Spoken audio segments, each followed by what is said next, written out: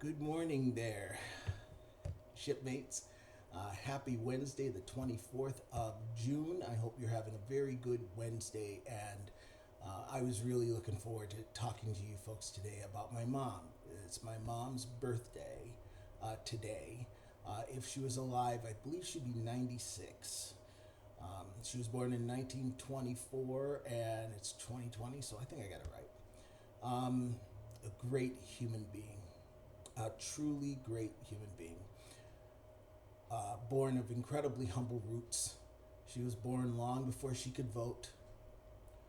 She was the Emancipation Proclamation had taken place only 60 years earlier. She was born in Alabama, Demopolis, Alabama, which is a small little funky town in Alabama. The roads that she walked and um, eventually drove on were all red dirt on the black side of town.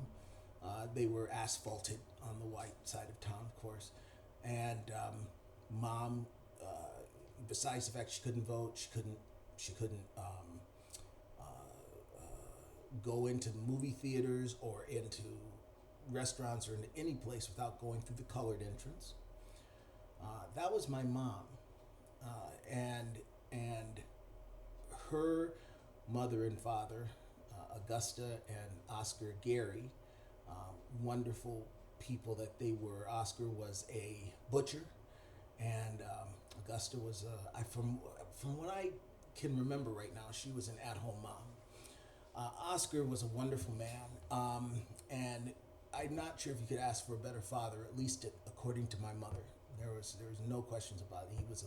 He was a good man, unless he drank the fire water, and then he would he could get a little rabble rouser in him.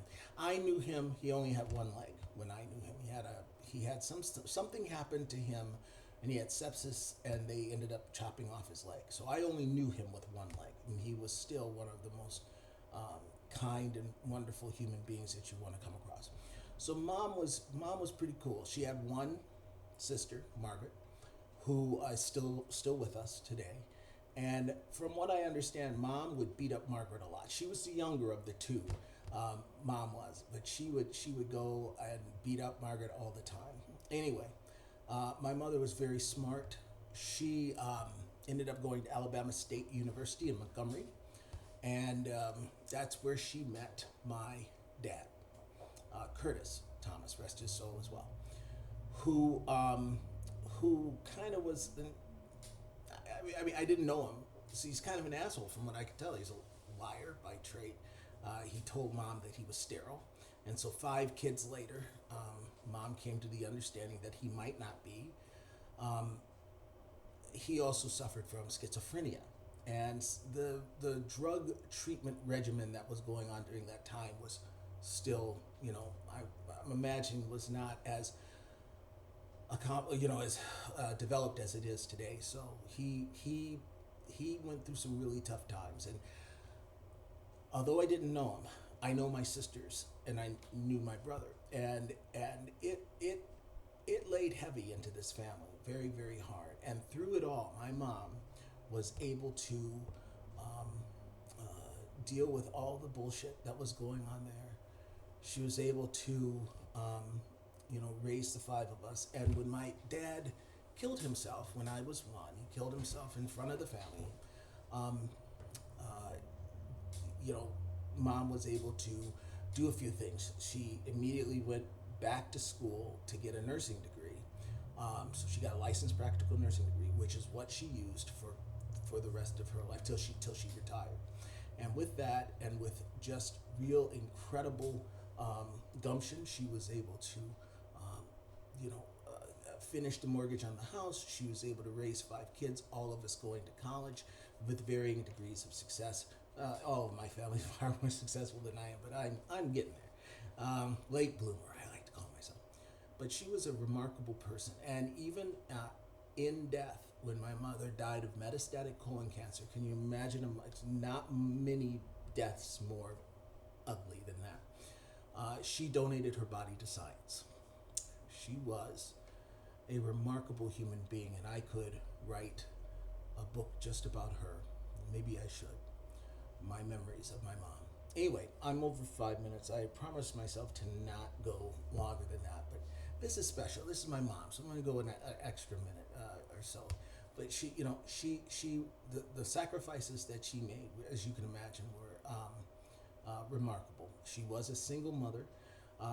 Long before it became fashionable in this country, before the moms who were in Denver, Colorado, were single moms who could go to the newspapers, and then you get a primetime story with Diana Sawyer's talking about the plight of the working mom.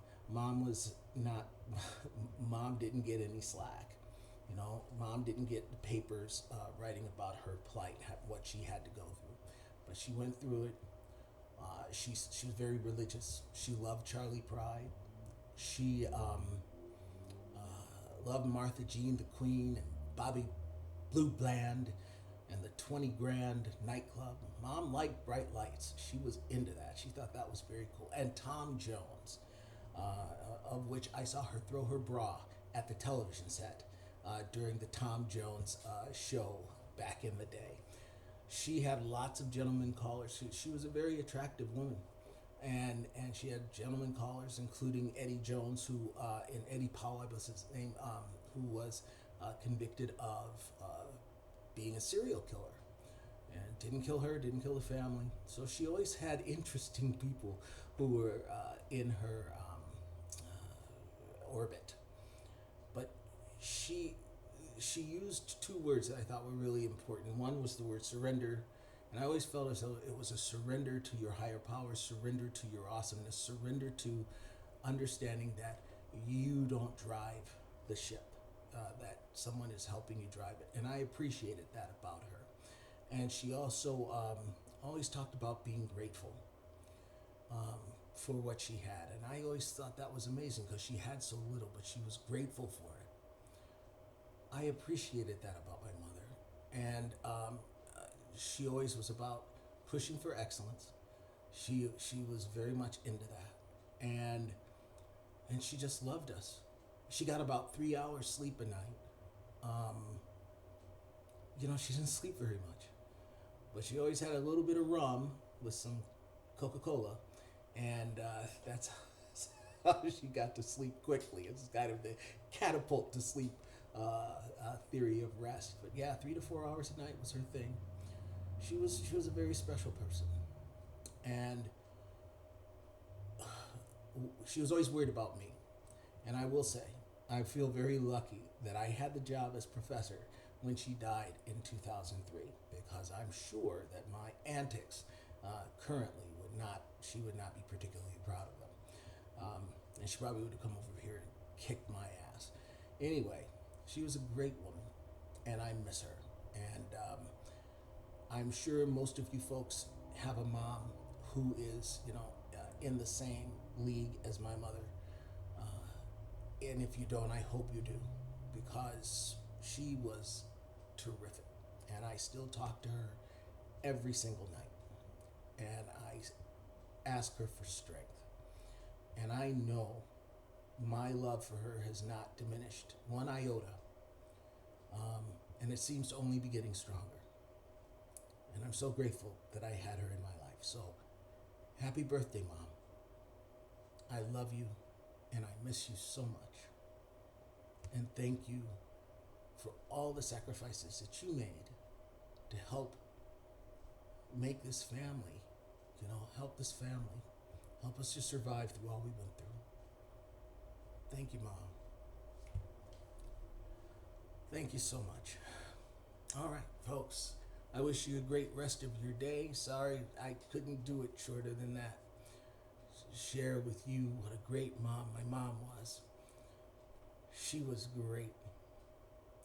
And I hope you folks have a wonderful mother who takes good care of you and who loves the absolute shit out of you and helps you feel like you're a better person just being in her presence. Take care of yourselves today. Be kind. Wash your hands, and I love you.